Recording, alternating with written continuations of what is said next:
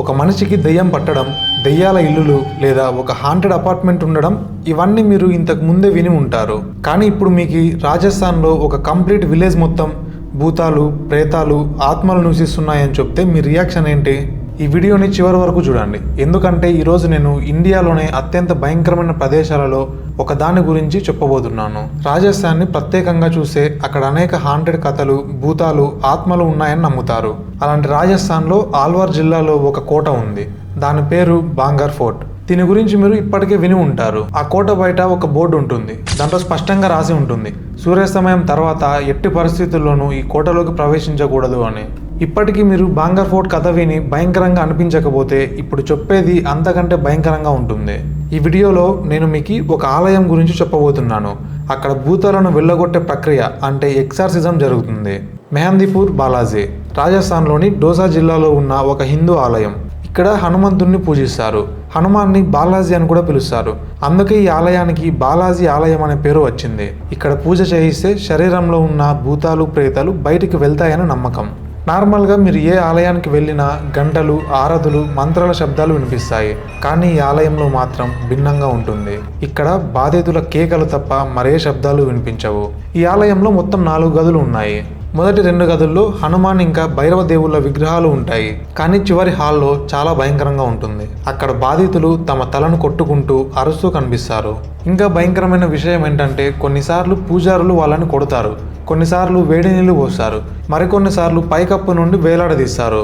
ముఖ్యంగా ఈ ప్రదేశం వీక్ హార్ట్ ఉన్న వాళ్ళకి కాదు. మనమందరం ప్రసాదాన్ని ఇష్టపడి తింటాం. కానీ మెహందీపూర్ బాలాజీ టెంపుల్లో చాలా డిఫరెంట్గా ఉంటుంది. ఇక్కడ ప్రసాదం ఇవ్వరు. అక్కడ ఉన్న షాప్ కీపర్స్ మీకు ప్రసాదం అమ్మడానికి చాలా ట్రై చేస్తారు, కానీ మీరు కొనకూడదు.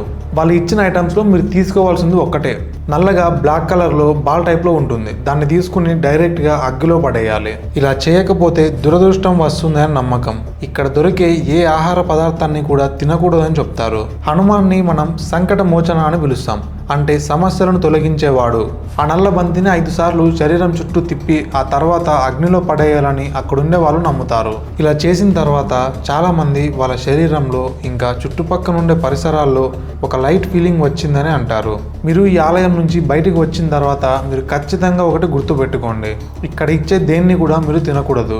మీ దగ్గర ఇప్పటికే ఆహారం లేదా నీళ్లు, ప్రసాదం వంటివి ఉంటే మీరు తిరిగి వెనక్కి తీసుకెళ్ళాలి. ఇక్కడ మరో ముఖ్యమైన నియమం ఏంటంటే మీరు ఎవరితోనూ మాట్లాడకూడదు, ఎవరిని తాకకూడదు. ఎందుకంటే ఎవరికి దెయ్యం పట్టిందో కూడా తెలీదు. అక్కడ ఉండే ప్రజల నమ్మకం ప్రకారం మీరు ఆలయం నుంచి బయటకు వచ్చిన తర్వాత వెనక్కి తిరిగి చూడకూడదు.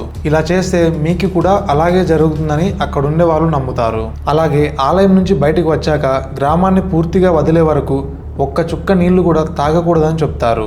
మెహందీపూర్ బాలాజీ ఆలయంలో 3 దేవుళ్ళను పూజిస్తారు, హనుమాన్, ప్రేతరాజ్ ఇంకా భైరవ. ఈ 3 దేవుళ్ళు కూడా భూతాలు, ప్రేతాలు, ఆత్మలతో సంబంధం ఉన్న వాళ్ళని నమ్ముతారు. అందుకే వీరి పూజ ఇక్కడ జరుగుతుంది. చాలా మంది చెప్తున్నారు ఈ ఆలయంలో ఒక దైవిక శక్తి ఉందని. ఆ శక్తి వల్లే ఈ ప్రదేశం రక్షించబడుతుంది. అక్కడికి వెళ్ళిన తర్వాత చాలా మంది చేతబడి నుంచి విముక్తి పొందారని కూడా చెప్తున్నారు. మీకు భూతాలు, ఆత్మలు, అద్భుత శక్తులపై నమ్మకం లేకపోతే మీరు ఖచ్చితంగా ఒక్కసారైనా ఈ టెంపుల్కి వెళ్ళండి. మీరు కూడా నమ్మడం ప్రారంభిస్తారు. ఎందుకంటే అక్కడి వాతావరణం మీరు ఈ విషయాలపై నమ్మేలా చేస్తుంది. ఈ కథల వల్ల ఈ బాలాజీ ఆలయం భారతదేశంలోనే అత్యంత ప్రసిద్ధి చెందిన ఆలయాలలో ఒకటిగా మారింది. కానీ దీనికి కూడా ఒక కథ ఉంది. ప్రజల నమ్మకం ప్రకారం ఇక్కడి దేవతలు కనీసం 1000 సంవత్సరాల పురాతనమైన వాళ్ళు. అలాగే ఈ ఆలయాన్ని హనుమాన్ దేవుడు స్వయంగా అరావళి పర్వతాల్లో నిర్మించారని చెబుతారు. ముందు ఈ ప్రదేశం ఒక దట్టమైన అడవిగా ఉండేది. మహంత్జీ పూర్వీకులు ఇక్కడ బాలాజీని పూజించేవారు. ఈ కథ ప్రకారం ఒకరోజు 3 దేవతలు మహంత్జీ కలలో ప్రత్యక్షమై 3 దేవుళ్ళకి సేవ చేయండి అని చెప్పారు. అప్పటి నుంచి ఇక్కడ బాలాజీ పూజ ప్రారంభమైంది. ఇది వినడానికి ఒక భయంకరమైన కథలా అనిపించవచ్చు, కానీ అక్కడ ఉండే ప్రజలు ఏం చెప్తున్నారంటే వాళ్ళు ఈ ప్రాంతంలో అడుగు పెట్టగానే ఒక ప్రత్యేకమైన వాతావరణాన్ని అనుభవిస్తారు. ఈ ఆలయం ఒక వేడి ప్రాంతంలో ఉన్నప్పటికీ ఆలయం చుట్టూ తిరిగితే చల్లని వాతావరణం అనిపిస్తుంది. ఇంకా ఒక సమస్య ఏంటంటే ఇక్కడ చాలా ఎక్కువగా క్రౌడ్ ఉంటుంది. అందువల్ల అక్కడ ఉండే విగ్రహాలని మీరు క్లారిటీగా చూడలేరు. భూతాలు, ఆత్మలు, చుడేలు వంటి విషయాలు మనం ఎక్కువగా మూవీస్ నుంచే చూసాం.